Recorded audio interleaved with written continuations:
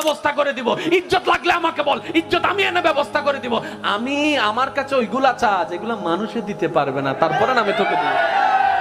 এবার সত্যি করে বলেন, আল্লাহ কি দেয় না নাকি আমরা নিতে জানি না? আমি সবার মুখ থেকে শুনতে চাই, আল্লাহ কি আসলেই দেয় না নাকি নিতে জানি না? আচ্ছা, যে আল্লাহকে আপনারা মানেন, এটা ওই আল্লাহ না যেটা ফেরাউনকে দিছিল? যারা দাঁড়ায় আছেন তারা একটু বলেন না, এই আল্লাহ ওইটা না যেটা নমরুদকে দিছিল? এই আল্লাহ ওইটা না যেটা আবু জাহেলকে দিছিল? এত বড় বড় বাটফাটদেরকে যদি আল্লাহ দিতে পারে, আপনার মতো মুসলমানকে কেন দিতে পারবে না? উনি দিতে জানে, উনি দিতে পারে, আমরা নিতেও জানি না, চাইতেও জানি না। তোমার কাজ হচ্ছে চাইতে যাওয়া, চাইতে যাওয়া।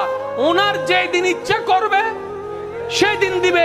সময়, বার, তারিখ আপনার বেঁধে দেওয়ার কোনো অধিকার নাই। বাস শেষ তো। মাওলা চাইতে আছে, চাইতে আছে। একদিন, এক সপ্তাহ, এক মাস, 2 মাস, 1 বছর, 2 বছর, 3 বছর, 4 বছর, 5 বছর, চাইতেই আছে, চাইতেই আছে। আল্লাহ দেয় না। 10 বছর পরে আল্লাহ পাক বলে, দেখছস জিবরাইল, দেখছস আমি এতদিন দিই নাই, তারপরও আমার বান্দা আমার থেকে নিরাশ হয় নাই। আমি তো এটা চাইছিলাম। সুবহানাল্লাহ। এখানেই তো প্রেম, এখানেই তো মহাব্বত। আপনি কি মনে করছেন আল্লাহ আপনার নামাজের জন্য বসে আছে? আপনার আমার নামাজের জন্য আল্লাহ বসে আছে, আপনার আমার রোজার জন্য আল্লাহ বসে আছে। আর আমাদের নামাজের সেই কোয়ালিটি নাই যেটা আল্লাহ পর্যন্ত পৌঁছাবে। হচ্ছে আমাদের আসল দেশ। যেদিন আমরা আল্লাহর কাছে ফিরে যাব, সেই দিন যদি আল্লাহ জিজ্ঞেস করে, বান্দা তোকে আমি 50-60 বছর একটা বিষয় দিছিলাম, বান্দা বলবে আল্লাহ দিছিলা।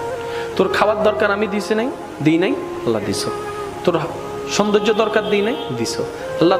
বান্দা তোর সম্মান দরকার আমি দিই নাই, আল্লাহ দিছ। তোর স্ত্রী পুত্র স্বামী দরকার আমি দিই নাই, আল্লাহ দিছ। তোর যা দরকার সব আমি দিছি তো, আল্লাহ দিছ।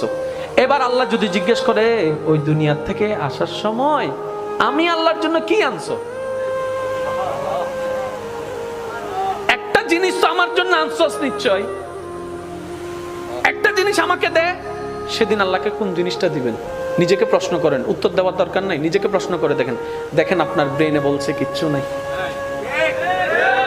সবাইকে প্রশ্ন করেন, কিচ্ছু? জোরে বলেন না, কিচ্ছু। আল্লাহকে যে দিতে পারবো, আল্লাহ আমি এটা আনছি।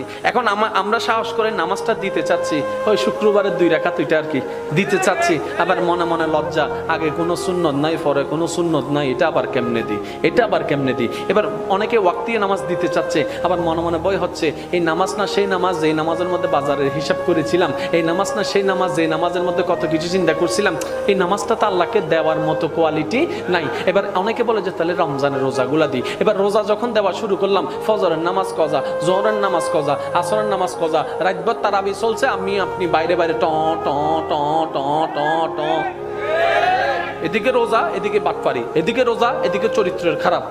এটাও দেওয়া সম্ভব?